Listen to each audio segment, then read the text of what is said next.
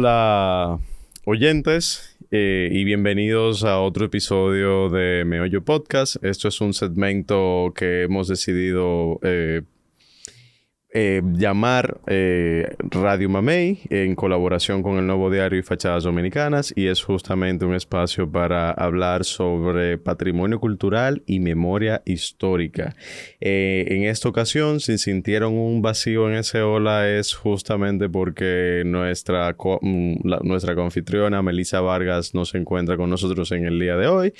Pero deseándole lo mejor porque es por una muy buena razón que nos encuentra por acá. Así que nada, vamos a darle la bienvenida a nuestro invitado de este episodio, el señor José Enrique del Monte, arquitecto, a quien le cedo la palabra y le aprovecho y le hago la primera pregunta. ¿Quién es José Enrique del Monte y qué vínculo tiene con el patrimonio cultural?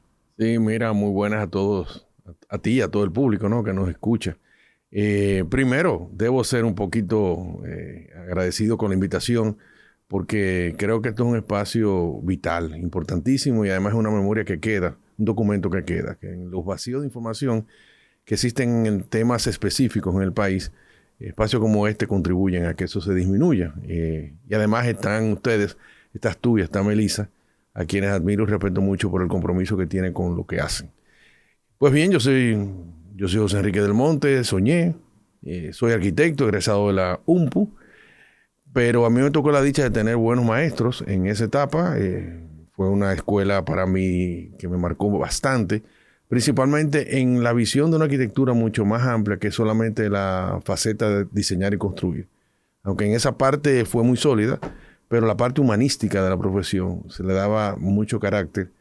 Y tuvimos ahí unos líderes en el fragor de su trabajo en favor de la defensa del patrimonio cuando todavía era más pequeño el ámbito de la conservación, y estaban rescatando toda la memoria construida del país.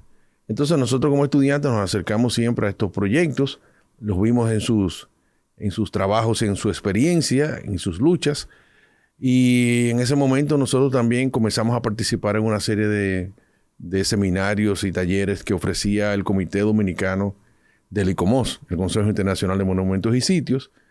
Y a mí, como me gustaba muchísimo y siempre me ha gustado la historia y todo lo que tiene que ver con las humanidades, eso fue una parte de la profesión que a mí me atraía mucho. Entonces, obviamente, mi proyecto de fin de carrera, mi proyecto de grado, se versó sobre una investigación que fue dirigida por el arquitecto Manuel Salvador Gautier, Doy Gautier, y lo hicimos en ese momento con dos compañeros, Ricardo Rodríguez Marchena y Martín Mercedes Fernández. Eso fue una investigación lo dicho con mucho orgullo, fue con todo el rigor posible.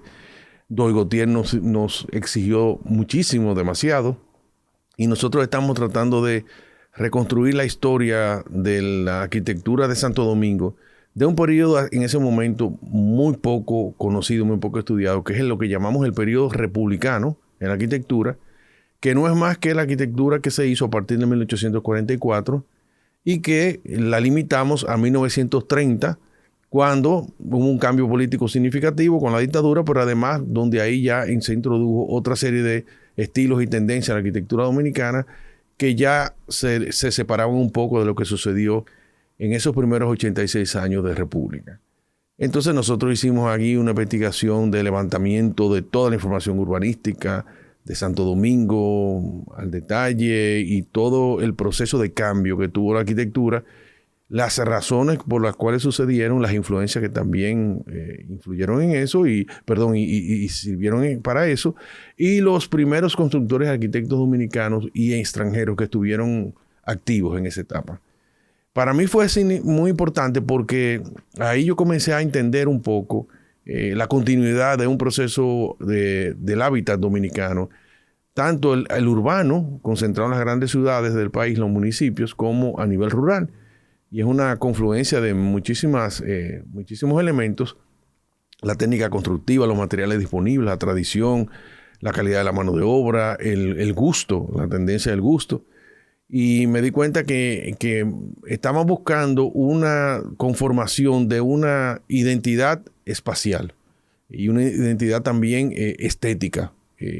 Obviamente en el siglo XIX, y vamos a concentrarnos en Santo Domingo, no quiero entrar en arquitectura vernácula popular, sino en la urbana, había un interés en obviar un poco el pasado colonial que se veía muy cercano y muy vetusto, y querían acercarse a lo que estaba sucediendo en las metrópolis, en las metrópolis que dominaban en ese momento, principalmente Francia. Estamos hablando de un Osvaldo Báez con Ya antes de eso, en el siglo XIX, con Onofre de Lora. Oh, claro, en Santiago. En Santiago, y con otros que trabajaron, que eran más bien artesanos. Tenemos a Luis Bogar también, aunque el ingeniero Luis Bogar, que era belga, francés, y toda esa gente como comenzaron a trabajar en el país de una manera empírica, pero ya se andaban buscando un cambio cosmopolita de la arquitectura. Y ahí entendimos un poco lo que era la arquitectura colonial para poder entonces entender los procesos de cambio. Eso nos permitió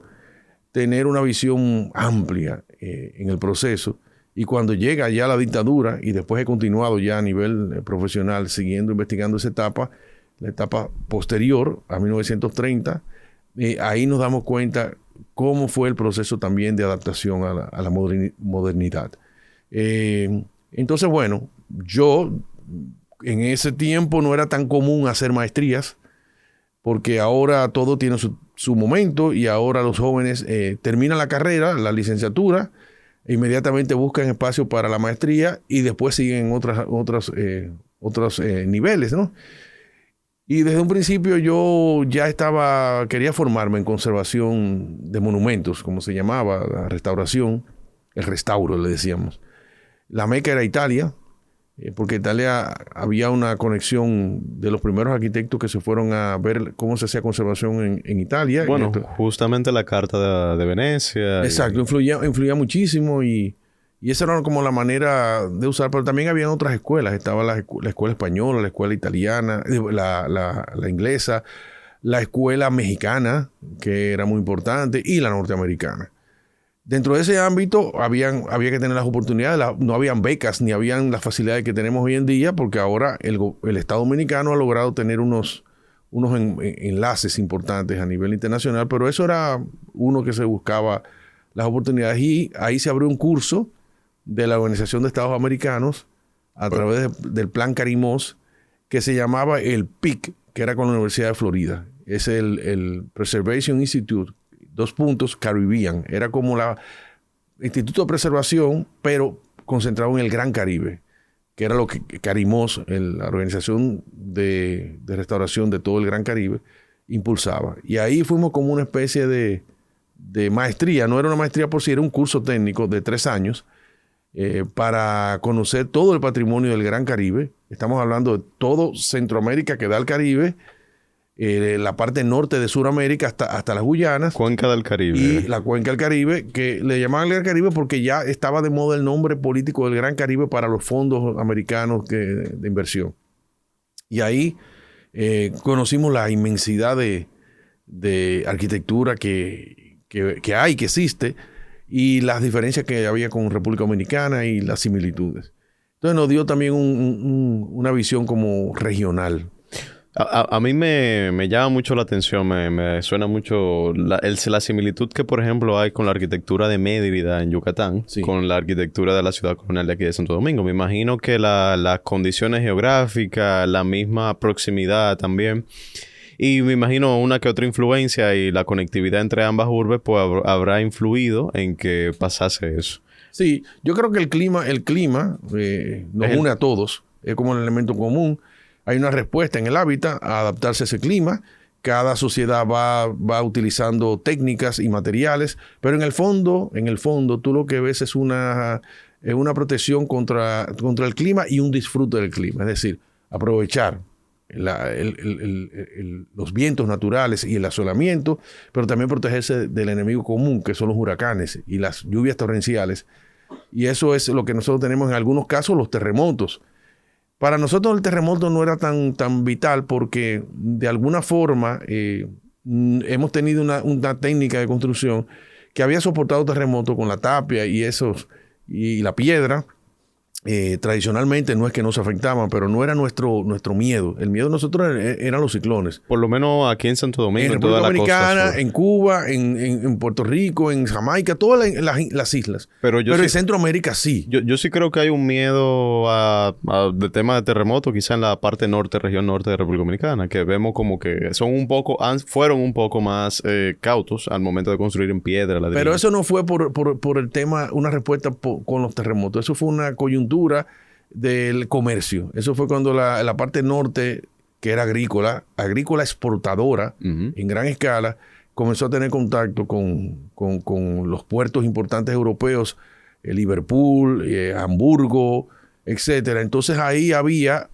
una demanda de bienes y servicios que también retroalimentó a la República Dominicana, y entonces comenzaron a importarse materiales industrializados, la plancha de metálica de zinc, la madera cortada, los aditamentos, aldabas, planos arquitectónicos. También el comercio con el sur de los Estados Unidos influyó muchísimo. Se vendían casas por catálogo o materiales por catálogo. Los famosos bungalú. Los famosos bungalú, que eran influencia de la India y de todo el Océano Índico, esa parte también que es tropical, que queda en esa franja y que tenía mucha influencia inglesa y portuguesa, ¿no? Y todo eso vino a nosotros en la parte norte, pero ellos no tenían la huella que teníamos en Santo Domingo. Entonces Santo Domingo influyó por su huella colonial. Y recordemos también, en virtud del episodio pasado, que si no lo han escuchado, no sé qué ustedes hacen en este episodio, no, mentira, que el episodio pasado donde hablábamos con la arquitecta Mauricia Domínguez, donde ella nos mencionaba que justamente en Santo Domingo hay una brecha, o no sé si una brecha, pero un vacío arquitectónico de toda esa arquitectura de madera que se desarrolló a inicios del siglo XX, porque justamente viene e irrumpe el huracán de San Zenón en 1930 y destruye gran parte de esa arquitectura de madera. O sea que, como bien dice el arquitecto José Enrique, no es que no hubiese aquí en Santo Domingo, sino que, bueno, es destruida en el 1930. Entonces, mire, señor José Enrique, yo sé que usted menciona, qué bueno que usted mencionó lo de la UMPU en sus inicios de formación académica, porque yo justamente concuerdo perfectamente con usted de que realmente esa época de los 70, 80 aquí en República Dominicana marcó una era dorada de la protección del patrimonio cultural. O sea, se comienza a hacer lo que son las primeras investigaciones arqueológicas científicas, porque ya desde ya inicio del siglo XX se venían haciendo, pero la primera vez que se hace con rigurosidad científica y se forman los primeros expertos en esta área es a partir de esta década. Y justamente también la UMPU es fundada por uno de los grandes arquitectos del siglo XX de República Dominicana, que yo le digo Jaca, pero yo no sé si yo tenga tanta confianza como para decirle así, pero... José Antonio Caro Álvarez. José Antonio Caro Álvarez. El grupo inicial de la UMPU. Fue su primer rector, además. Correctamente. Y todos los hilos llevan, así como todos los caminos llevan a Roma, todos los hilos a veces de la arquitectura llevan a José Antonio Caro Álvarez, porque inclusive lo vemos participando en lo que es la fundación del VHD. Sí, porque José Antonio Caro Álvarez fue un renacentista en el siglo XX. O sea, fue un humanista carta cabal. Y cuando llamo humanista, no es que le gustan simplemente la filantropía y la sociología y la historia. Esos son pasiones.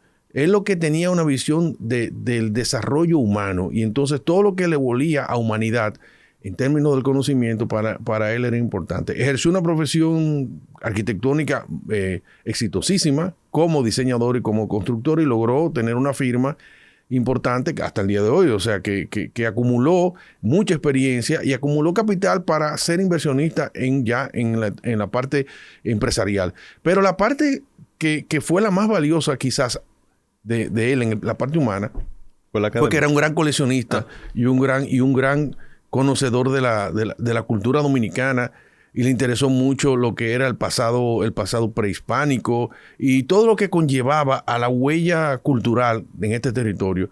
Fue precursor porque fue el primer director del Museo del Hombre Dominicano, que era anteriormente el Museo Nacional, que se dividió en varios museos, y él fue, además de eso, diseñador del edificio y fue un gran impulsor de estas cosas, revistas científicas que se crearon, un grupo alrededor de él, Es decir, que era un líder natural en estas lides.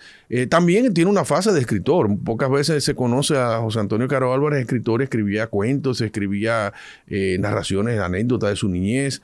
Era artista plástico de su propio consumo, coleccionista y a carta cabal. O sea, que era un hombre raro para la época. Muy universal, realmente. Muy universal. Entonces, ahí todos...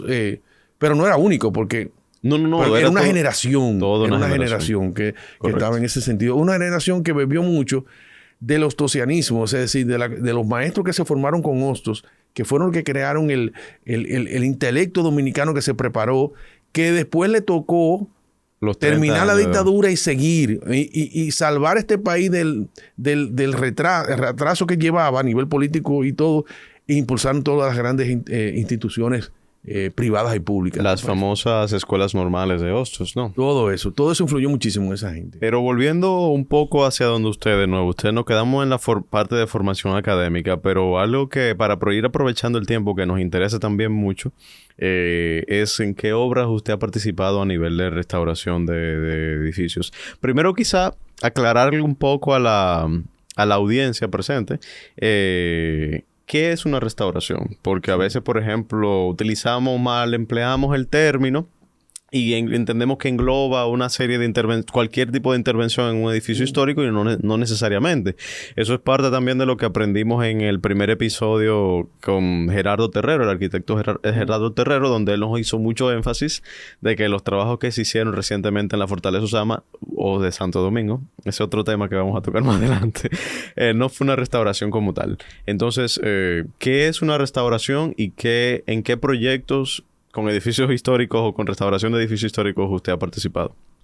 Bien, lo primero es decirte que es una disciplina dentro del mundo de la arquitectura y también de la ingeniería. Lo que pasa es que la ingeniería es mucho más escasa. Pero es un área de la arquitectura que trata de mantener a flote, mantener en pie vestigios arquitectónicos de otras épocas. Y cada época habla, y cada época tiene su propio lenguaje y sus propias técnicas y sus propias características estéticas, espaciales y también filosóficas, porque responden a la vida común de un determinado espacio dentro de la historia. Entonces, bueno, la restauración como disciplina afortunadamente ha sufrido modificaciones, cambios y objetivos. En un principio, por supuesto, estaba la restauración que buscaba, dentro de todas las variedades que podían haber, preservar el objeto, o sea, la importancia del objeto. Hay escuelas que lo más importante es la huella material del edificio y tú tratar de tocar lo menos posible esa huella. O sea, que tu intervención contemporánea debe ser tan mínima que siempre esté muy sutil, sea muy sutil frente al peso que tiene la huella histórica. Todo lo que fuera contrario a esa huella histórica es un elemento de contaminación y de alguna forma tú tienes que tratar de evitarlo o eliminarlo. Entonces, bueno, para eso esa disciplina, que es la más profunda, ahí tú tienes que adentrarte en otra serie de conocimiento que tiene que ver con química, que tiene que ver con materiales, física, que tiene que ver con sistema constructivo, que tiene que ver con ingeniería de la construcción, que tiene que ver con los estilos, conocimiento de los estilos, la historia de la arquitectura, o sea, que es muy amplio. Esa es la primera. Nosotros, gracias a Dios, como en Santo Domingo, tenemos una huella, la huella más antigua europea en el continente completo. Nosotros tenemos aquí edificaciones del siglo XV que nadie más la tiene y de principio del siglo XVI que nadie más la tiene.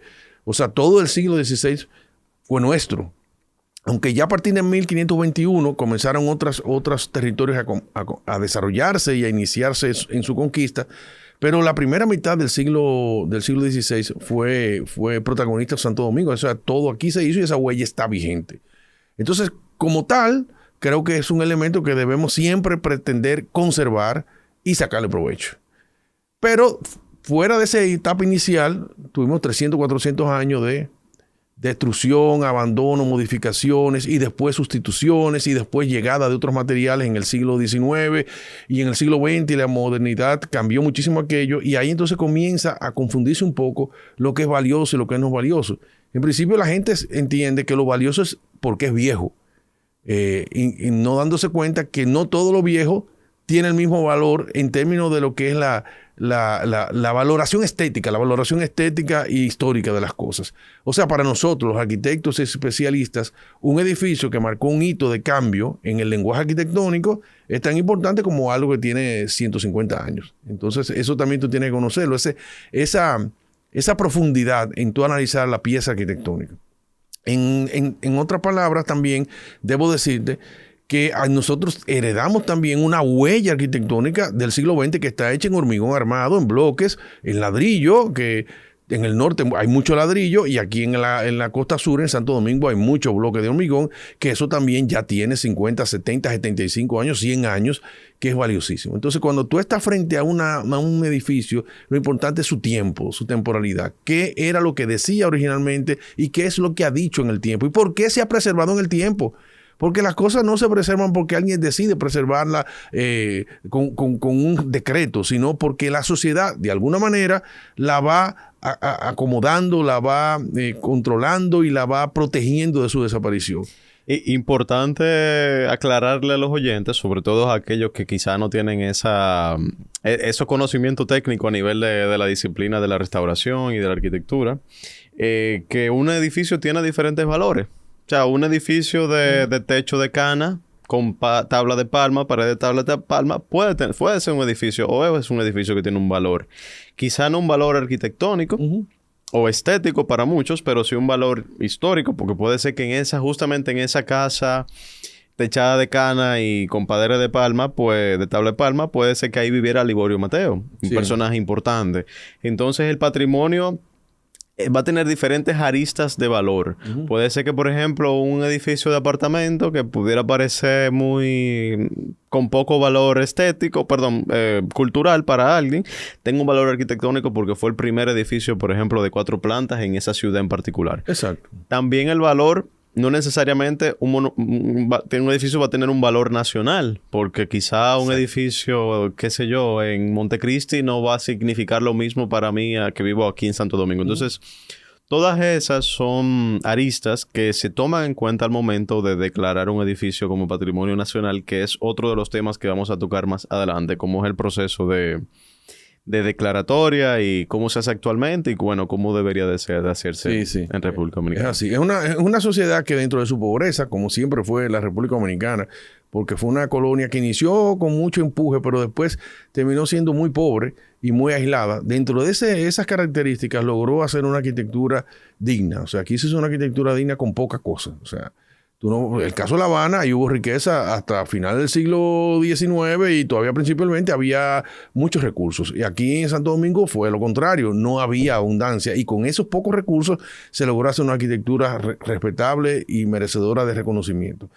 Lo que yo siempre pienso es que cuando uno está frente a un edificio y trata de restaurarlo o realzar su valor, volverle a rescatar su valor, uno tiene que pensar en que uno es una pieza secundaria. Uno como arquitecto no es un creativo, sino tú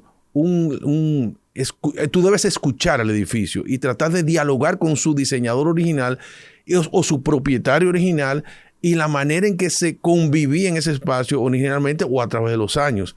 Entonces ahí hay que ser un poco humilde y tú tratar de volver a tener eso a flote y no querer tú imponer tu contemporaneidad. Para mí yo no voy a decir la palabra crimen, sino una decisión que rompe con la sensibilidad que puede tener un lugar, un edificio, lo que significa para la sociedad, para una generación y lo que podría seguir significando en el futuro. Eso para mí es lo más importante. Cuando tú hablas, por ejemplo, de la Casa de las Raíces que yo intervine, que fue no se me adelante en el episodio. Sí, me hablaste en qué proyecto yo he participado. Una de ellas fue la Casa de las Raíces. Es una casa de 1914. O sea, estamos hablando de antes de la primera intervención norteamericana. Entonces no era el Gascue que nosotros podemos visualizar en los años 40, 50. Todavía era un Gascue muy, muy irregular y muy en principio, ¿no? Ni Gascue era, porque ni Gascue era. Amores, ¿no? Sí, eran como sectores en ampliación. O sea, no, después fue que se llamó Gascue a todo, pero no surgió así. Estaba la Primavera, estaba la Generala, estaba Mis Amores. O sea, eran pequeños pequeños zonas, subzonas dentro de ese espacio de crecimiento, que la pequeña burguesía dominicana que comenzó a crecer a principios del siglo XX logró acercarse ahí por una razón sencilla, por la introducción del vehículo de motor, que ya comenzó a cortar distancias. Entonces ya no es lo mismo que tú tuvieras una finca a 2 horas de Santo Domingo a caballo, o a coche de caballo, o de mula, sino que ya tú tenías un vehículo, tú podías estar en 10, 15 minutos en la ciudad. Entonces eso acercó a la ciudad de Santo Domingo. O en el famoso tranvía que... Es un tranvía que había... por la Independencia. Pero eso es otra historia. Entonces, cuando yo me enfrenté a la Casa de las Raíces, esa casa se ha preservado bastante bien, muy deteriorada, con algunas intervenciones en diferentes épocas que fueron distorsionando su imagen original, aunque su esencia se preservaba. O sea, tú siempre la veías como la Casa de las Raíces, siempre veías que estaba techada de zinc, pero espacialmente cuando entrabas había una dificultad para leer lo que fue la planta original, la distribución original, porque en los últimos años tenía un uso institucional, ya sea público o privado. Ahí había oficinas privadas y después también oficinas gubernamentales, extensiones del Palacio Nacional, que la gente comenzó a asociar que la casa era del gobierno, pero la casa siempre ha sido privada. Entonces, para uno comenzar a hacer el levantamiento de cómo fue la casa cuando vivía la familia original, entonces hay que buscar acercamiento, buscar planos que no existían de la casa, buscar planos que se parecieran a la distribución de ella.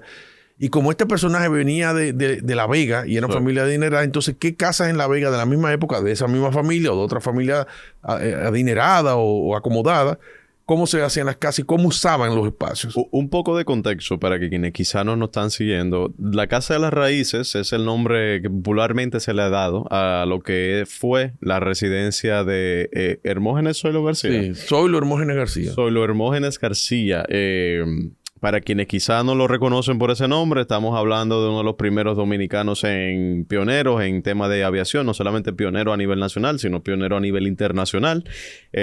Parte del recorrido que estuvimos haciendo en La Vega, estuvimos hablando acerca de otra de las residencias que perteneció a este famoso personaje, es justamente donde hoy se encuentra el Museo del Carnaval Vegano. No sé si sí, claro, se ha hecho la visita, pero entonces venía siendo, la residencia de él en Santo Domingo. Él era ingeniero, claro. Sí, él era ingeniero. ¿Él intervino en alguna parte del proceso de construcción de la casa en el 1914? Parece que sí.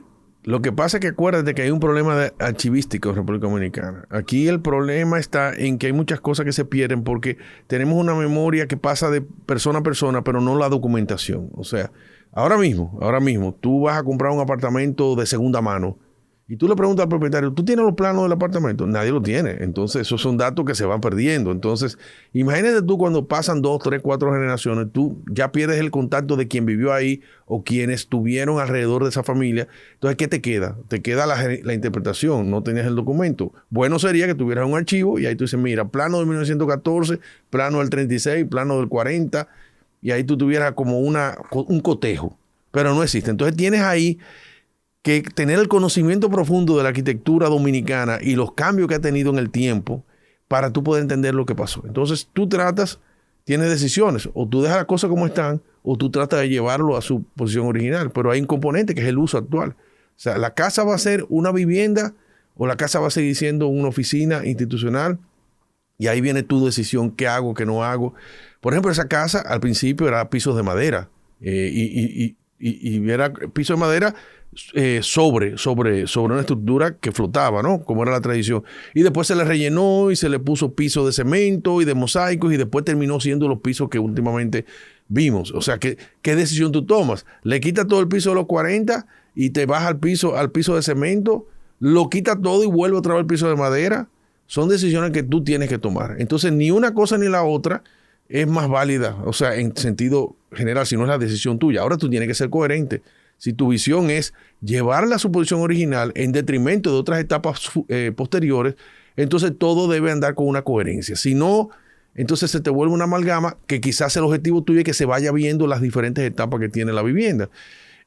No siempre tú lo puedes lograr. A mí me gusta mucho tratar de llegar a la esencia original de las cosas, pero entendiendo que la arquitectura evoluciona en el tiempo y se adapta a diferentes usos y sociedades. Me pasó en el Hospital Padre Villini.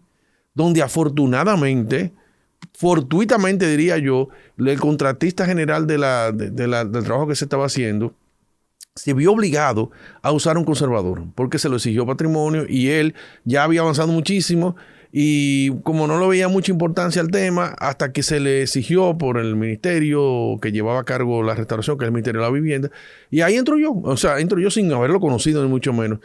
Y bueno, a mí fue una escuela buenísima porque yo estaba rodeado de muchísimos ingenieros civiles y especializados en muchísimas áreas de hospitales, instalaciones eléctricas, sanitarias, bueno, todo lo que tiene que ver con un proyecto de esa envergadura. Y yo era el único conservador y cuando yo quería decir que no se hiciera eso por tal o cual razón, ya tú te imaginas el enfrentamiento que había, pero hay que ser flexible porque tú no te puedes convertir en una piedra de tranque para un proyecto que tiene que seguir actuando y y son de recursos públicos y tiene una temporalidad. Mire, pero entonces tú negocias ahí. A mí me resuenan muchas palabras de las que usted ha mencionado, pero para ir enlistándola y por parte como Jackie, lo primero es la humildad. Esa es una palabra que en los últimos 3 episodios que hemos tenido siempre vuelve y vuelve, porque con Gerardo lo estuvimos hablando de que cuando, bueno, uno toca un edificio que ya tiene una temporalidad de unos 500 años, 5 siglos, pues entonces tú no puedes venir a pretender a imponerte sobre, o sea, como usted bien menciona, imponer tu contemporaneidad en ese edificio que ya estuvo mucho antes que tú y que probablemente esté mucho más allá después de ti. Lo puedes hacer, no es que tú no puedes intervenir con lo contemporáneo, ahora tiene que ver cómo lo haces. Y esa es la segunda palabra que me resuena mucho, que es la creatividad y el ingenio que deben de utilizar los arquitectos que trabajan en temas de conservación y restauración, porque no es tan sencillo como fue de barate esta pared o fue de barate, clavé un clavo en esta pared de piedra de 500 años. Se puede, pero hay que siempre tratar de buscar, como usted mencionaba, la forma de o llevar el edificio a su origen, o de tratar de que la huella actual sea la menor para que las futuras generaciones pues puedan gozar de eso. Y en ese sentido, me llega la alegoría del barco de Teseo. No sé si usted la conoce. Bueno, pero díselo a los oyentes para que entonces se edifiquen en lo que estamos hablando. Claro que lo esta alegoría me llegó, mejor dicho, por Té de Jagua, famoso Julio César Valentín, donde lo que explica, y usted me ayudará si quizá meto la pata en el relato, es que si un barco tú lo desmontas completamente y lo vuelves a montar tal cual como era, utilizando otras maderas, ¿es el mismo barco o es un barco diferente? Voy bien. Sí, pero es una parte de la conservación también que se estudia. Por ejemplo, la escuela japonesa de restauración, una escuela oriental. Ellos lo que les interesa es que el edificio se preserve como era originalmente en el tiempo. Si se va deteriorando una parte, ellos tumban esa parte y la reconstruyen exactamente igual. Porque para ellos, el material, que es importante, la cultura oriental, pero para ellos lo importante es el espacio, o sea, lo que sucede. Las almas que conviven en ese espacio que han convivido siempre, tú vuelves y las restauras intangiblemente. Para nosotros, que venimos de la escuela europea, los materiales es más importante. Para nosotros, un muro de tapia o un muro de piedra que tiene 300 años, para nosotros eso es sagrado y preferimos sacrificarlo todo para que ese muro se preserve. La oriental no, la oriental va en ese sentido. Dice, bueno, el barco lo desconstruyo y vuelvo y lo construyo con materiales nuevos, mejores materiales, sigo teniendo el barco, la misma forma y sigue llamándose igual a ese barco. Entonces son escuelas, ahí es lo que te quiero decir, depende de las escuelas. Y depende del grado de sensibilidad que tiene el propietario y el grado de aceptación que tienen los que están llamados a preservar el patrimonio desde el punto de vista oficial, o sea, las autoridades. Ese diálogo que tú tienes con el que te va a aprobar una propuesta debe ser siempre en un ámbito de conferencia, un ámbito de aceptación de mis ideas y las tuyas, y llegar a un consenso. Nunca puede primar una posición radical, ni del que va a intervenir, ni tampoco del que va a controlar la intervención. Claro, porque también al final del día, la impronta contemporánea no es que sea irrelevante, también es relevante y es parte de esas capas que le van agregando valor histórico a un edificio, porque el tema de la conservación es algo sumamente reciente.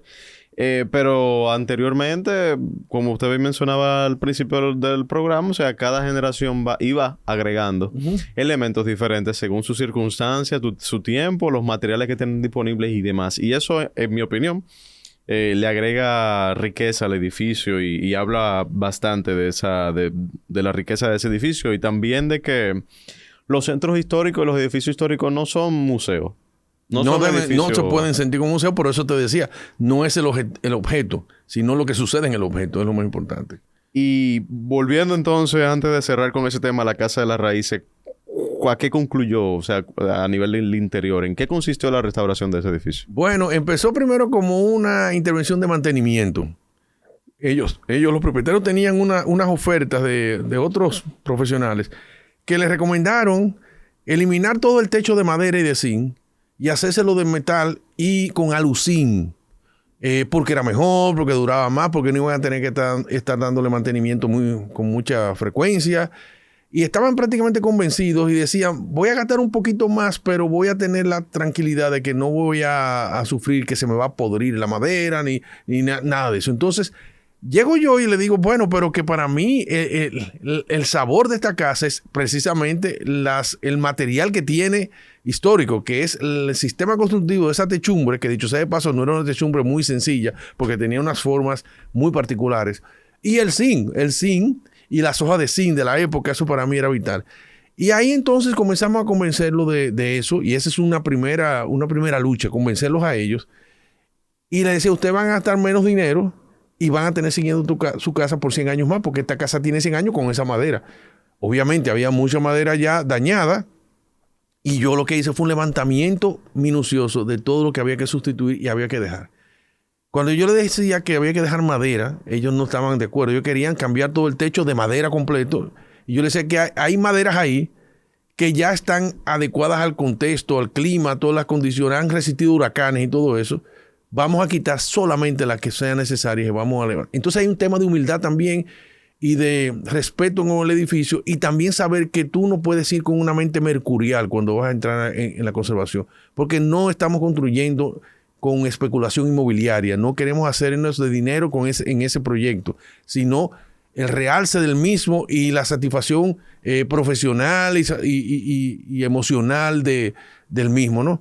Y entonces ahí logré hacer eso con ellos. Un paréntesis ahí, porque usted habló de mi tema, yo soy economista, entonces siempre que me mencionan dinero se me prende el bombillo, no mentira. Qué bueno. Y es importante destacarle a la gente de que si bien el fin de una restauración no es una ganancia económica inmediata, sí hay un valor económico detrás de una buena restauración y una correcta restauración, porque el patrimonio cultural es generador de oportunidades de empleo, es generador de ganancias y voy a aprovechar la coyuntura del paréntesis.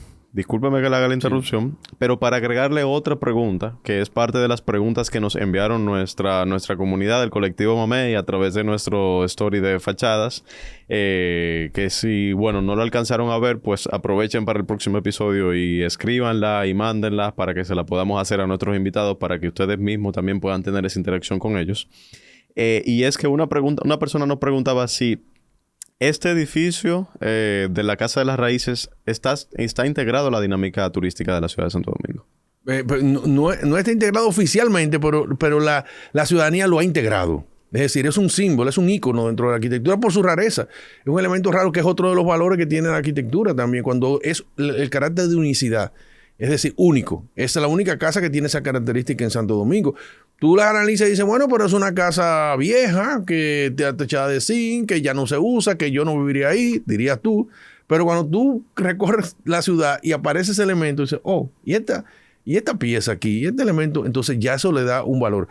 Pero como tú eres economista, es el punto todavía débil de la preservación de monumentos o edificios históricos en la República Dominicana.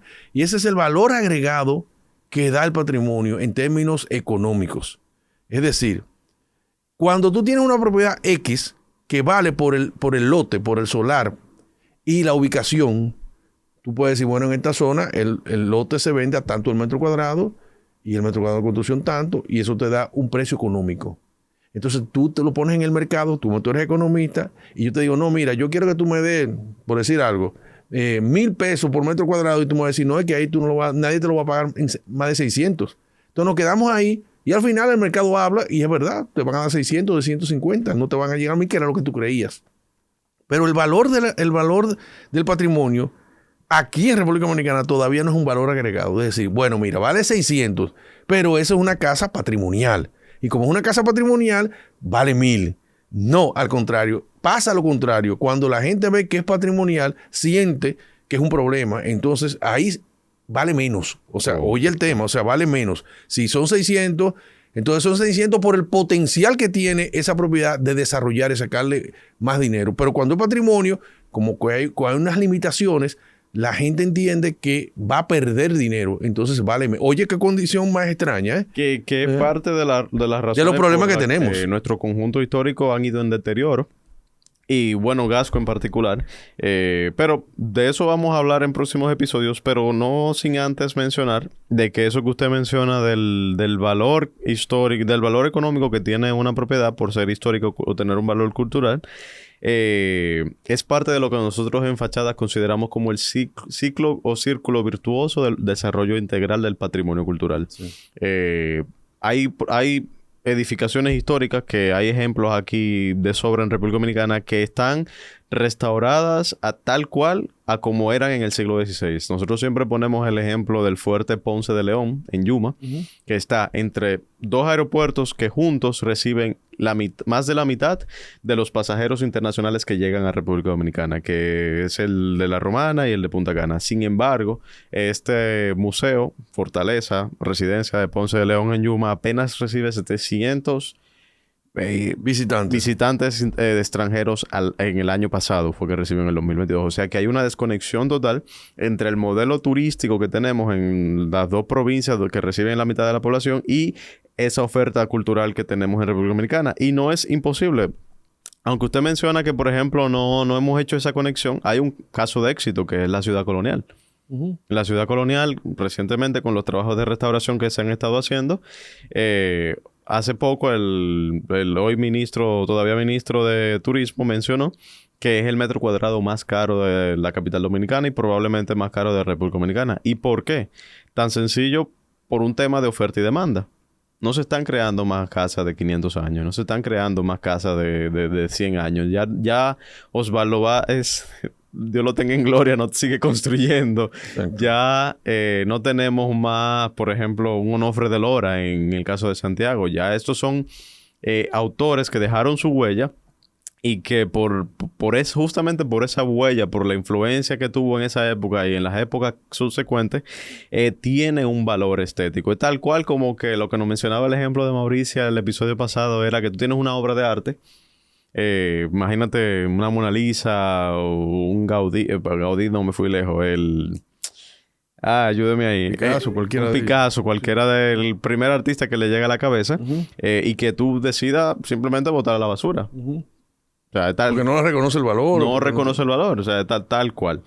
Pero bueno, discúlpeme la interrupción y termina de contarnos. Lo que pasa es que tú has puesto dos ejemplos extremos. Uno, que es una arquitectura aislada, que si bien es cierto que es del siglo XVI y tiene unas características muy puntuales de esa época y es lo único que hay a los alrededores, y tú dirías, todo el mundo debería estar interesado en visitarlo.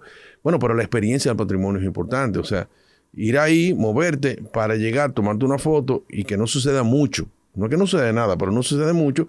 El peso que recibe la persona con ese patrimonio es muy bajo. Entonces hay que crear otra serie de recursos para que eso suceda. Hay que crear un entorno, una historia y servicios alrededor de eso. Esa dinámica no es sencilla. O sea, hay que hacerlo siempre. Y eso en las escuelas de turismo, en las escuelas de conservación, ese es el tema actual. Y ahora el tema que hay en la conservación no es ver el patrimonio como un ente aislado, sino como un environmental, como una parte del ambiente. Un complemento del ambiente. Eso es así. Entonces, pero en República Dominicana me hablas de la zona colonial, la ciudad colonial, pero nos ha costado ¿cuánto? ¿Cuánto tiempo ha costado para que ahora la gente comience a validar que una propiedad de la zona colonial tiene una plusvalía? Y una plusvalía que siempre va en aumento. ¿Cuánto tiempo? Corríjame si estoy mal. 40, 50 años. 69 que se hizo la declaratoria. Se hizo la declaratoria, pero la gente abandonó las inversiones a nivel privado. La clase pudiente dominicana siempre le dio la espalda a la ciudad colonial.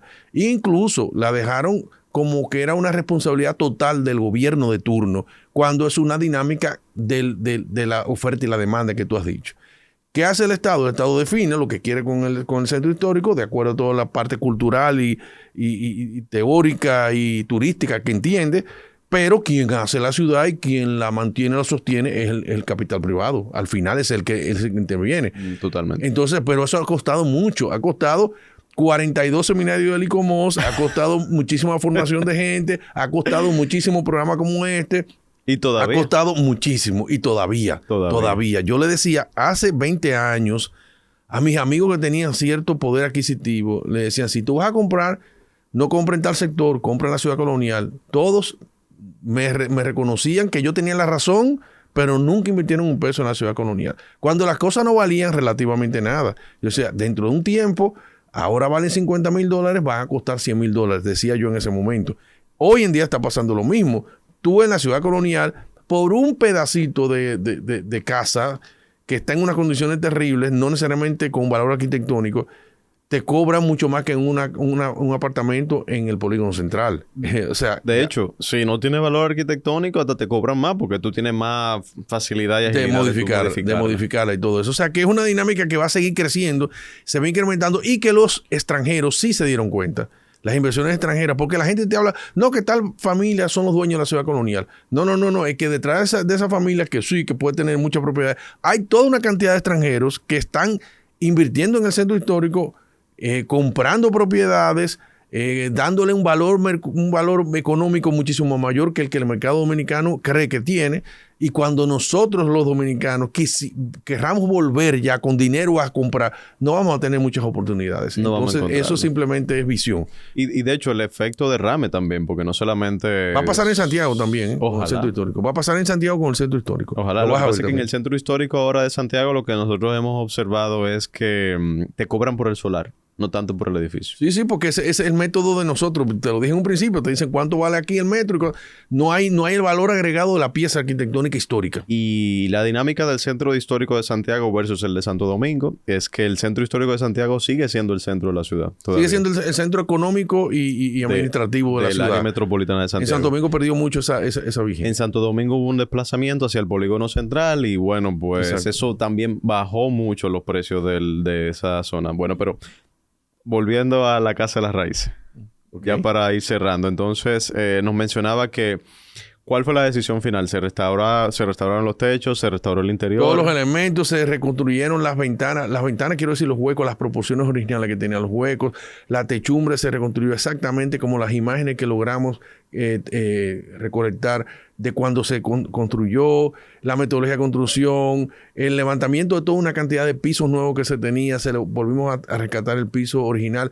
No pudimos cambiar una parte de la distribución interior porque ya respondía a otros usos. Acuérdate, y quería decirlo aprovechando con los amables oyentes, que quizás el principal enemigo, hay dos enemigos fundamentales en la conservación del patrimonio. Primero, el desuso, cuando quedan abandonadas, o sea, ya ahí es terrible, se acelera muchísimo eso.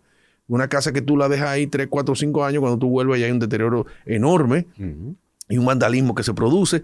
Pero el segundo factor es el cambio de uso de suelo.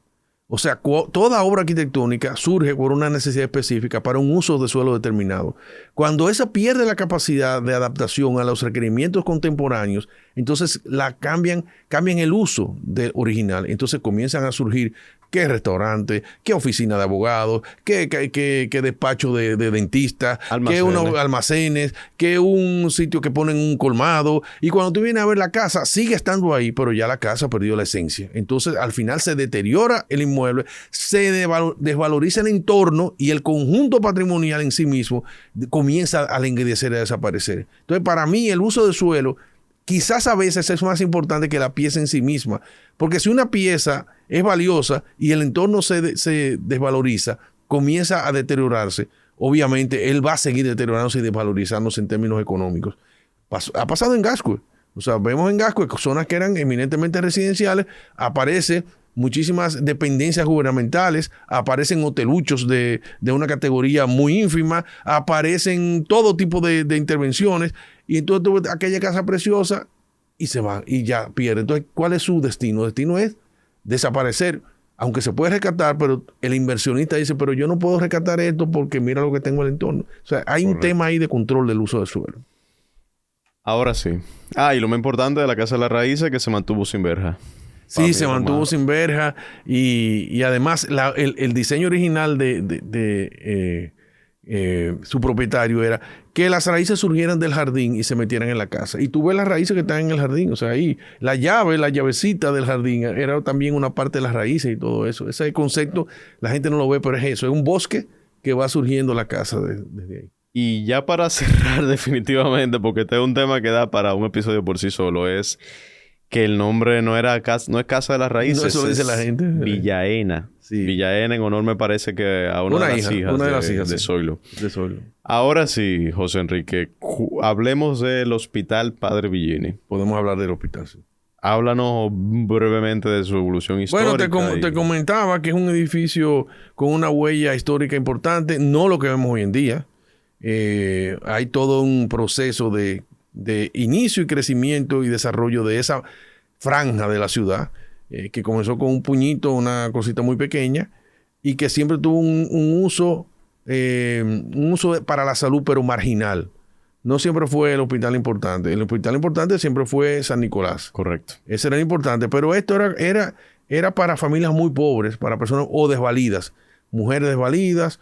Después más adelante sacerdotes que estaban en problemas, gente muy pobre, desahuciada, y ahí que no eran enfermos como el caso del hospital San Lázaro, Hospicio San Lázaro, que era para la lepra. Exacto. Esto era simplemente para morir bien. Eran personas que ya no tenían recursos, iban ahí, la atendía una monjita o un sacerdote que les daba los sacramentos, y ahí morían hasta que morían y lo atendían. Fue siempre víctima de muchísimos saqueos en términos económicos y muchísimas necesidades que se reclamaban permanentemente. Se mantenía con los diezmos que daban de la iglesia y también con otras propiedades que la arquidiócesis le asignó para generar recursos. Por ejemplo, la finca de Engombe y el Palacio Palabé, allá y todo eso eran rentadas para que le generara recursos al hospicio. Pero la administración y la corrupción siempre ha estado en la historia medular dominicana. Y ahí hay toda una serie de situaciones que se dieron. En la misma decadencia. Exacto. Que cayó la colonia. Sí, empezó primero con un hospicio, después la ermita a San Andrés, porque se llamaba San Andrés, que fue originalmente muchísimo más pequeña que lo que tenemos hoy en día. Y después más adelante comenzó a crecer y se le adicionó 250 años después la iglesia del Carmen, producto de un permiso, una cofradía de los morenos de Santo Domingo. De los morenos del Nazareno, del Espíritu Santo del Nazareno. Entonces ahí comenzaron y les arrendaron a esa cofradía ese terreno que era el cementerio del hospital. Entonces ahí se adicionó y al final terminaron siendo una parroquia y la evolución siendo una parroquia. Importante dos detalles que... Lo primero es que el hospital ocupaba la cuadra completa, probablemente, ¿no? Sí, pero no como lo entendemos hoy en día. No era una cuadra definida con calles, porque todavía, acuérdate que la ciudad llegaba... Eso eran las afueras. Eso eran las afueras, eso era terreno. Aunque hoy en día se siente muy en el centro de la ciudad colonial. Claro, eso era terreno abierto completamente. Después comenzó a definirse. Mira, la calle Sánchez, que ya le pasa por el lado de la iglesia del Carmen, que tenemos la Santo Tomé y la Sánchez. Esa calle Sánchez fue simplemente una necesidad para conectar la Mercedes con la parte baja. Aquí eso eran terrenos del convento de las Mercedes. Y hay unas resoluciones de los monjes cediendo al ayuntamiento el paso, lo que es la calle de la Luna, la calle Sánchez. Y entonces ahí tú ves que son necesidades que habían y se fueron creando. No es como la zona Obandina, que sí fue trazada las calles definidas, sino que ahí fue un poco más arbitrario. Pero sí, fue definiéndose la geometría de la manzana, ¿no? Y la calle de Santo Tomé comparte con la del Hospital Padre Villini, que es la misma que llegaba al hospital al hospicio de San Lázaro. Leprocomio. El Leprocomio. Pero el Leprocomio por poco queda fuera de la ciudad. Porque cuando hicieron los primeros trazados de la muralla, lo iban a dejar fuera en varias de las propuestas y después decidieron dejarlo dentro. Lo iban a dejar fuera porque eso era que nadie quería estar cerca del Leprocomio. Entonces, después decidieron meterla afuera, adentro para protegerlo de invasiones y ese tipo de cosas. O sea, que no era tan claro eso de que esa era la ciudad, ni mucho menos. ¿Qué llega al siglo XIX del Hospital San Andrés? Bueno, llega la huella el templo de San Andrés, ya que se había terminado, tuvo muchas modificaciones y la imagen que tenemos hoy en día es del siglo XVIII, 1730 y pico, más o menos por ahí. Y después entonces vino la franja que da hacia la Noel, y cuando dobla ahí mismo la primera franja de la Santo Tomé. Pero no eso que vemos hoy en día. Era simplemente unas casas, imagínate unas casas coloniales, una hilera de puertas y ventanas ahí en ambos lados y un gran patio adentro y una serie de dependencias. Claustro. Tipo claustro, perdón. El claustro vino más después. El claustro vino ya en el siglo XIX. Principalmente cuando ya vino la anexión a España. Entonces ahí hubo unos proyectos para convertirlo en un cuartel por el tamaño que tenía. Y es interesante. Yo hice toda una investigación histórica porque una cosa, como te digo, que me apasiona la historia. Y como nadie me decía cómo era eso, yo tenía informaciones de Fray Cipriano de Utrera y del padre Sáez y muchos que te describían la historia de la administración del lugar, cómo fue ese lugar evolucionando, pero no la historia arquitectónica. Entonces sí, con la arqueología, hicimos arqueología, yo comencé a conseguir planos de la época, narrativas adyacentes para poder entender eso, después los planos que fueron del siglo XIX, entonces comencé a darme cuenta qué era y qué no era, eran varias instituciones hasta que vino en el final del siglo XIX con el padre Villini. Entonces ahí hizo una institución de la beneficencia pública, para darle asistencia a los pobres. La famosa Casa de la Beneficencia. Casa de la Beneficencia, que no, tenía también el asunto del hospicio de los niños y también tenía el de los ancianos. El de los ancianos daba hacia la Sánchez. Y hablando un poco de este personaje histórico, que es el que le da el nombre más adelante al hospital que se constituye ahí, gracias a su iniciativa, estamos hablando de Francisco Javier Villini, perdón. Me fui lejos. Y este personaje, bueno, este es uno de los primeros proyectos, podemos decir sin fines de lucro, filantrópico, que asume este padre para lo que es la asistencia social de las personas en situación de pobreza en República Dominicana, en la ciudad de Santo Domingo, perdón. Hace la Casa de la Beneficencia, hace una orden de hermanas que vino después, la orden de religiosas. Que era para pero que se apoyaban cuidaran. con las hermanas de la catedral, también los apoyaban, las clarisas. Crea la Lotería Nacional justamente para financiar y recolectar fondos para sostener estos proyectos sociales de asistencia social. Y bueno, pero se le es entregado el Hospital de San Andrés, que básicamente estaba en un estado ruinoso. No, le entregan la propiedad, porque ya no estaba en uso, prácticamente no estaba en uso. Monseñor Meriño se le entregó y bueno, mira a ver qué tú puedes hacer con eso. Y él se lo acogió con un proyecto de vida y lo logró rescatar y reconstruir, o sea, completarlo, reconstruirlo. Entonces ahí hay ya imágenes de antes de la reconstrucción de cómo tenemos hoy en día, cómo eran las características de ese lugar. Y él hizo una administración impecable y logró que la sociedad lo apoyara. O sea, a lo mejor lo más granado de la sociedad de Santo Domingo formó parte de esa asociación sin fines de lucro, que siguió funcionando. Y hay algo que debemos decir. El hospital, hoy Padre Villini, no era un hospital público. Era un hospital de la Iglesia Católica de la Arquidiócesis de Santo Domingo, a diferencia del hospital San Nicolás de Bari, que sí era cívico, que era civil, que pertenecía a la gobernación. Y entonces eso tenía fondos específicos, pero el otro se manejaba, como te digo, con muchas precariedades. Y el padre Villini logró que se sostuviera. El primer director fue el doctor Delgado, la calle Doctor Delgado. Qué coincidencia que estábamos hablando justamente de la exactamente, ese fue su primer director. Era cirujano y ese fue su director. Y después el doctor Ramón Báez, el hermano de Osvaldo Báez, y después así sucesivamente se convirtió en el hospital escuela de todos los médicos dominicanos. Tenían que pasar por el padre Villini en diferentes disciplinas. Pero lo interesante es cuando la intervención norteamericana en 1921, entonces el gobierno norteamericano lo pasa al Sistema Nacional Público, a la Secretaría de Estado de Salud Pública, a la Secretaría de Beneficencia se llamaba, de Beneficencia Pública. Entonces ya la asociación sin fines de lucro desaparece, cede la propiedad y toda la administración al gobierno americano, y ahí entonces eso, el ministro de Salud era el que lo establecía y se comenzó a nombrar todo lo que eran los médicos administrativos y todo eso. Había una disciplina extrema, lo hemos leído. El hospital siempre estaba a la vanguardia de la tecnología médica del momento y la mejora del edificio. El edificio comenzó a tener la fisionomía que hoy conocemos en dos etapas. La primera en 1921 y terminó en 1924, y la segunda en 1924 y terminó en el 25-26. Después tuvo una ampliación en la etapa de la era de Trujillo en los 1942-44, y ahí entonces se amplió el edificio. Entonces yo afortunadamente pude hacer los planos montados uno arriba de los otros para ver qué era original, cómo fue evolucionando en la historia. Y es una información que me gustaría publicar porque creo que sería un aporte histórico para entender lo que ha sucedido ahí. Es importantísimo que estas informaciones no solamente queden documentadas para las futuras generaciones, sino también que se difundan en la ciudadanía para que justamente entendamos el valor histórico, no solamente el arquitectónico y el social que tiene este hospital, sino también el valor histórico, porque volvemos al tema inicial desde el principio del episodio, que es la historia tiene capas.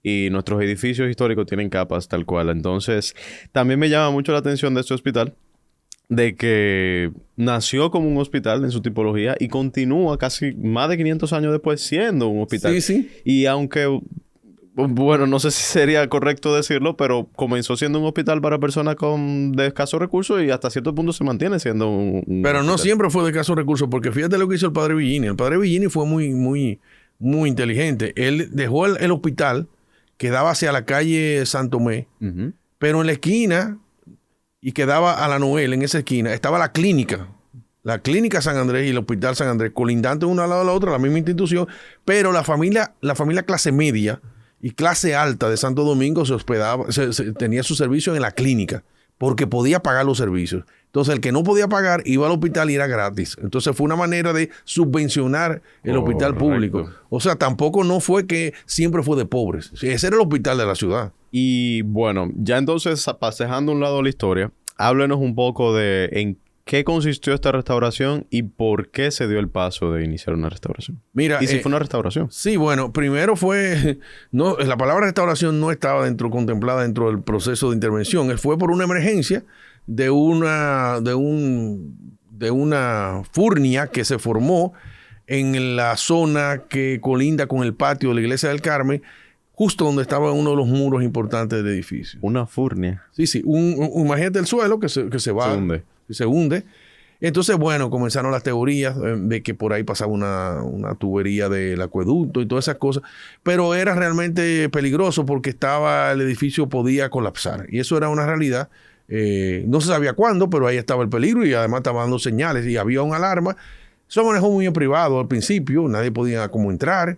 Y de repente, bueno, cambió el gobierno y entonces cambió la actitud hacia la intervención del hospital. Lo que en principio fue un rescate estructural del edificio terminó siendo una intervención en conjunto. La parte estructural, la parte técnica de convertirse en un hospital acorde con el tiempo, con los usos del tiempo y con nuevas dependencias, y también la parte de conservación. Entonces ahí la parte de conservación tuvo un papel fundamental porque los inicios del diseño estructural eran muy agresivos. O sea, había una visión muy, muy basada en que el edificio no se cayera y que todo podía ser un peligro. Entonces, la parte estética era algo que no estaba en la psique de lo que estaban interviniendo ahí. Y no es una culpa, sino que no estaban enfocados.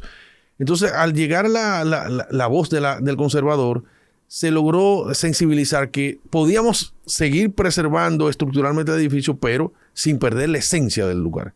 O sea, esos patios que tiene, los elementos que conforman el patio, no me pongas unas columnas como la que había, que eran unas columnas cilíndricas enormes, con una visión totalmente utilitaria, pero estéticamente se perdía lo que era eso.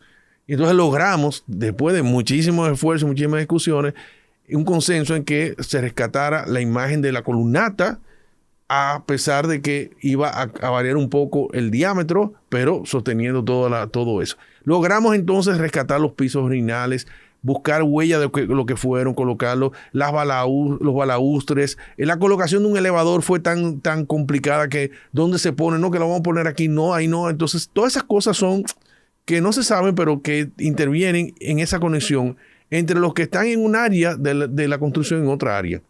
Y para mí fue enriquecedor porque al final, si no se logró todo 100% desde el punto de vista de la conservación, pero hay mucho. Por ejemplo, la fachada, todas las ventanas, no se nota, pero todas las ventanas se cambiaron de la fachada y se puso un diseño exactamente igual que el original de 1921. Entonces ya ese no era el que tenía, ya había cambiado por muchos modelos. Y aunque tú digas, bueno, no son las de madera originales, pero cuando tú lees la fachada, lo tienes. Se quería, por razones funcionales, abrirle puertas para dar una serie de servicios públicos al hospital. Y nosotros logramos, el equipo logró que no, que la fachada se preservara, se restaurara completamente la fachada y que la función cambiara. O sea, era un tema de diseño. Muchas cosas sucedieron ahí. El rescate del patio. El patio, se quería eliminar el patio y ponerle pavimento, que ya lo habían hecho anteriormente en la penúltima intervención, y logramos que volviera al verde, que se metiera vegetación ahí. Ahí trabajamos con un equipo liderado por la diseñadora Patricia Reed, que es una persona con mucha sensibilidad, y se logró trabajar en esos patios. El cierre del patio, cómo hacerlo. Había muchas alternativas, pero la que se preservó fue esta, porque queríamos que el patio siguiera siendo exterior. No que fuera un patio interior climatizado, sino que tú tuvieras la climatización adentro, pero cuando tú quisieras respirar, salieras al patio. Entonces, todas esas cosas fueron parte de esa dinámica y el trabajo fue bastante bien y satisfactorio. Y no solamente eso, sino que esa conexión con el verde que se ha demostrado tanto que es tan importante para la persona que está en un ambiente hospitalario, no solamente para reducir los niveles de estrés, sino también hasta para la persona que está interna a nivel de recuperación. Un cuarto nivel que un tercer nivel que se le adicionó. Luchamos para que no se viera de ningún lado, que estuviera totalmente recesado y tú ya no lo ves de la calle. Muchas cosas que están ahí en la memoria, por lo menos están en la memoria de la intervención. Hay un artículo muy bueno, muy completo, que explica el alcance de todo este proyecto, porque fue un proyecto que tuvo bastantes aristas, como bien mencionaba. Que no se ha terminado todavía. José Enrique. Que no se ha terminado. Sí. De arquitectos que hicieron una cobertura de lo que se tenía hasta ese año, me parece que es el año pasado, pero ellos explican un poco del contexto histórico y explican un poco de los arquitectos que también, otros arquitectos que estuvieron involucrados, que quizás no estamos mencionando ahora por temas de tiempo, que les exhortamos a que de verdad lo lean. Si les interesa y no lo encuentran, pues nos escriben en los comentarios de esta publicación y bueno, pues se los compartimos vía WhatsApp, vía Instagram. Entonces, dos preguntitas. ¿El proyecto también involucró el rescate de lo que es la capilla de San Andrés? Sí, eso fue una cosa extraña, porque yo no pensé que iban a trabajar la parte de la capilla, porque era una capilla del siglo XVI, XVII. Bueno, inicio del XVI arrancó, pero ya XVII y XVIII. Y estaba muy deteriorada, tenía muchos conflictos internos, pero además querían volverla a incorporar a la dinámica del hospital, que siempre había sido parte del hospital para los enfermos, pero estaba como aislada, abandonada. Y ahí entonces logramos rescatar las bóvedas de ladrillos, pudimos climatizarla, pero de una manera que no afectara el edificio, cerrarla completamente, eliminar los elementos de la fachada que afectaban su imagen, rescatarla estructuralmente. Por ejemplo, una cosa que se hizo fue el famoso retablo que se rescate. Fue maravilloso por Moisés, uno de los restauradores en madera de la República Dominicana, que trabajó ahí, pero originalmente lo iban a desmontar. O sea, la idea era despiezarlo, desmontarlo. Para llevarlo y después armarlo de nuevo, porque querían reforzar el muro de atrás del ábside. Entonces, la idea era desmontar eso, aprovechar e inyectar ese muro para que supuestamente no se siguiera hundiendo. Pero ¿qué pasa? Nosotros defendimos que no se tocara ese retablo. Entonces tuvimos que embarcarnos en un estudio estructural para saber cómo estaba de débil el ábside o no. Y nos dimos cuenta, descubrimos que el ábside original de un muro de 1 metro y pico de piedra y de tapia, detrás entonces ya Moncito Báez, después del terremoto del 46, de 1946, le había colocado unos muros de hormigón vaciado completo que servían de parapeto al ábside. Eso no lo sabía nadie y llevan a intervenir y hacer todo eso y logramos que se detuviera, que desmontaran eso que tenía 350 años colocado ahí con madera dominicana puesto ahí incrustado en el... Y entonces se montó un andamio completo, un andamio muy bien hecho, y ahí trabajaron por cerca de casi un año los muchachos restauradores que hicieron un trabajo, bueno, que me quito el sombrero. Logramos de llegar a la capa original donde se veía la fecha, donde se doró y todo eso, y eso está ahí exhibido. Las figuras también se rescataron. O sea que hubo un trabajo muy satisfactorio de mucha disciplina, mucha gente.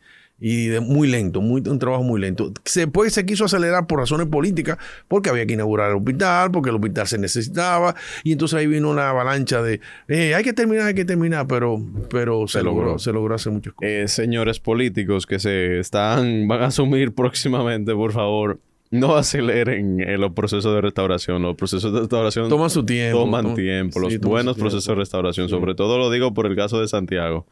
Pero, volviendo y hablando del proceso de restauración, yo tengo una pregunta que yo espero que si se la hago te vuelva, si lo invitamos, porque no quiero ponerle en una situación incómoda.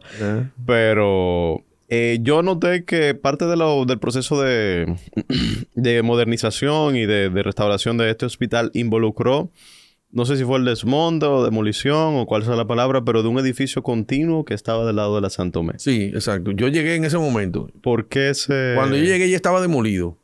O sea, fíjate que lo que te conté, ya ellos habían avanzado, tenía mucho tiempo avanzado. Entonces yo llego en un momento en que se requiere un conservador y ya solamente quedaba la fachada de uno de los dos. Se había eliminado uno, el que quedaba más hacia el sur, y quedaba la fachadita del que estaba precisamente colindante con el muro. Uh-huh. Es un edificio de dos etapas. Una etapa que la primera planta era de tapia, pero era un edificio del siglo XVIII, una casita del siglo XVIII. Te lo digo porque hice las investigaciones, como te dije, la huella y todo eso, siglo XIX, perdón, principio del XIX. Era una casita muy humilde. Y arriba se había construido un edificio de hormigón armado. Entonces tenía los dos sistemas constructivos. Y estaba muy deteriorado, pero yo solamente encontré la fachada. Yo traté, y ahí te lo digo ya con toda la responsabilidad, y es un tema de negociación, de que si queríamos preservar esa fachadita completa, o sea, la parte de tapia y la parte de hormigón, entonces todo lo de atrás, que estaba demolido, se construyera paralelo a esa fachada, anclar esa fachada al proyecto nuevo, uh-huh, y que la imagen urbana se preservara la fachada. Pero por muchísimas razones que no vienen al caso y más técnicas y de justificaciones y de presupuesto y una serie de cosas, se decidió que había que demolerla. Entonces ahí ven, es que te digo, ahí ven el enfrentamiento entre los que están de un lado y los que están del otro, y mientras eso sucede, el factor político interviene, la temporalidad, el tiempo. Hay que demolerla porque si no, no va a acabar. Y ahí se demolió. Yo le advertí, lo van a demoler si no logramos un consenso. Porque sí, yo lo recomendé por escrito que la dejáramos. Pero ahora te voy a decir algo. Sí, es verdad, se perdió la fachadita, que era lo que quedaba. No, la fachada que quedaba. Ajá. Pero yo te digo, al perderla, vamos a poner en la balanza. O sea, ¿fue bueno demolerlo o no fue bueno? Bueno, desde el punto de vista de si tú quieres ser cuidadoso con preservar lo que tenemos, está muy bien. Pero ¿cuántas fachadas así tenemos en el centro histórico y cuál es la necesidad de cubrir esa fachada con relación a la necesidad actual del hospital? Al final, el hospital es la manzana completa. Al final, debería cubrir más espacio. Entonces, a veces nosotros, los conservadores, se nos cierra una visión de futuro, de una intervención, porque nos acogemos a un cariño especial que le tenemos a algo o a una, bueno, podemos usar la palabra terquedad propia que nosotros tenemos porque queremos defender la rajatabla. Y ahí hay que sopesar qué estamos perdiendo y qué estamos ganando. En mi caso, yo en principio hubiese querido que se preservara, pero al final,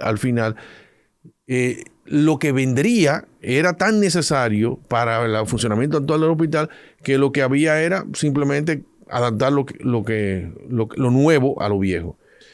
El diseño de lo nuevo, yo no tuve nada que ver. Yo hice una propuesta para algo que fuera armonioso con eso. Correcto. Pero la visión del ministerio fue hacerlo con los arquitectos de planta de allá.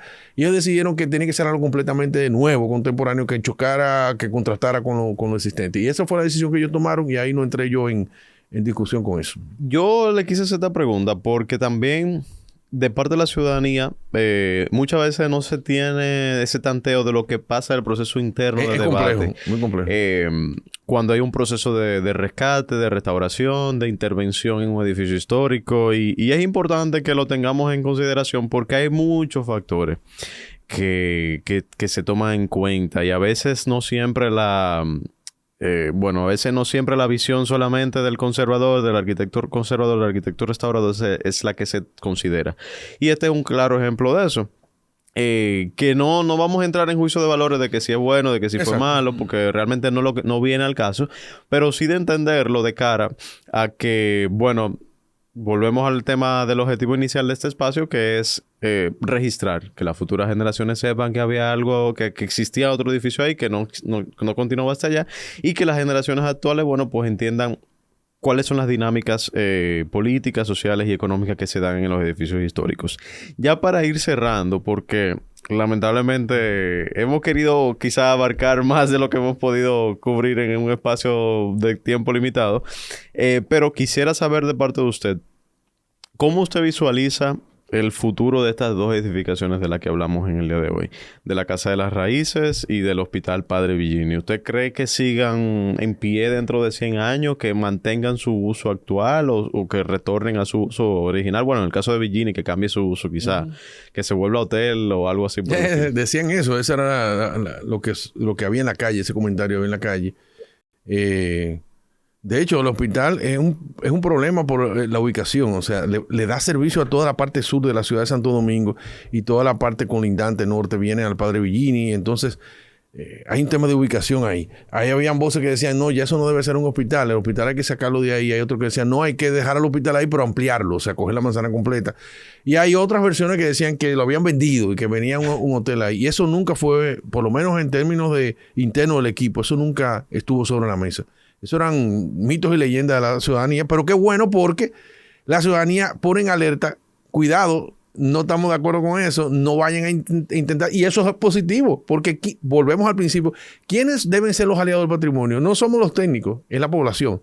Si la población estaba atenta a decir, no queremos perder el hospital para que se lo vendan al sector privado y que sea un hotel, aunque fuera mentira y dejaron correr la bola, eso es un signo de que ya eso fue acogido por la ciudadanía como un valor. Entonces, al final, ese es el que preserva el edificio. En la Casa de las Raíces, su poder icónico va a seguir creciendo en el tiempo, porque en la medida que se siga cambiando la ciudad y dinamizándose en otras rutas, ella va a seguir ahí como algo extraño, algo raro, en un entorno que, dicho sea de paso, está alrededor del Palacio Nacional y que también está controlado, su evolución, etc. O sea, que tiene esa garantía de rareza y de unicidad, pero va a depender de dos factores. Primero, del propietario. Depende quién sea el propietario, porque puede ser que el propietario actual, esta generación que tiene que ver con la propiedad, crea en el valor patrimonial de la edificación y va siempre a tratar de preservar eso y cuidarlo. Pero puede ser que dentro de 50 años los herederos de eso o los nuevos propietarios no tengan esa visión. Puede ser que venga alguien con creatividad, como te digo, y diga, bueno, vamos a la casita ahí, pero vamos a hacer un edificio de 12 pisos detrás. Entonces la casita comienza a perder su valor de su entorno, o el entorno se modifica tanto que ella se queda como una célula única, no como ese conjunto de edificios que le dan como sostén. Y todas esas cosas pueden pasar. Ahí viene lo que se llama la planificación. ¿Qué queremos nosotros como ciudadanía? ¿Qué queremos nosotros como organismos del Estado que está llamado a defender eso a largo plazo? Entonces hay que tratar de que las condiciones que sostienen a la Casa de las Raíces o cualquier otro edificio se mantengan y se adapten en el tiempo para que no se pierda su valor. Entonces, tú sabes, es un tema de visión y un tema de control y un tema de adaptación también. Excelente. Y con esas palabras, bueno, pues ya para ir cerrando, quisiera dejar el espacio abierto en caso de que tenga algún mensaje, algún comentario adicional que quiera hacer antes de concluir. Bueno, no es un mensaje, sino un reconocimiento. Yo creo que el trabajo que están haciendo personas como los que están involucrados en este espacio son sumamente importantes porque precisamente no vienen del área de la construcción ni del área de la restauración, sino que se suman a un llamado que fue aislado por los técnicos y que requiere de mucha gente que tenga el deseo de que las cosas se preserven en el país. Lo importante, yo creo que es la información, o sea, que se nutran con informaciones verídicas, que traten de esclarecer muchísimas dudas en términos de los edificios y el valor que pueden tener, que no nos quedemos solamente en el gusto estético de un edificio, sino que entendamos que todo es un conjunto de elementos que intervienen en una ciudad, en un entorno suburbano o en un entorno rural, y que también que las cosas van modificándose en el tiempo. No ser estáticos, sino permitir que fluyan las cosas, pero mostrando sensibilidad, o sea, saber qué ganamos y qué perdemos cuando se nos va una pieza dentro de nuestro patrimonio importante. Señor José Enrique, agradecerle su presencia en el episodio del día de hoy. La verdad es que a pesar de la ausencia de Melissa, que lamentablemente es mi contraparte a nivel de arquitectura, la verdad que eso no se sintió tanto con el excelente contenido que usted nos proporcionó en el episodio de hoy.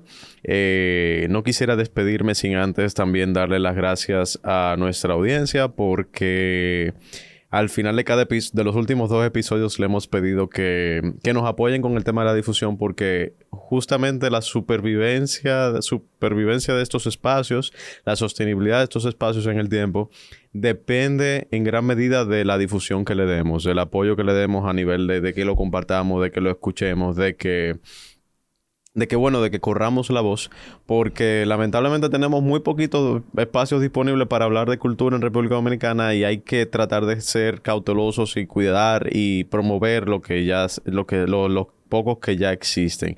Dicho eso, agradecerles porque justamente en el primer episodio duplicamos la métrica que regularmente tenemos en este espacio de podcast, así que les agradecemos por ese apoyo y bueno, esperemos que el espacio siga rindiendo frutos, que siga siendo de su agrado, y que nos siga y seguir contando con su apoyo para que no solamente nos quedemos en 3 episodios, sino que podamos mantener este espacio como un espacio permanente de difusión, de conexión con los autores, con los personajes, con los actores que están involucrados en el tema del patrimonio cultural y la memoria histórica en República Dominicana. Así que, nuevamente, José Enrique, muchísimas gracias. Muchísimas gracias a ustedes por escucharnos hasta este punto y, bueno, nos vemos en un próximo episodio. Adiós.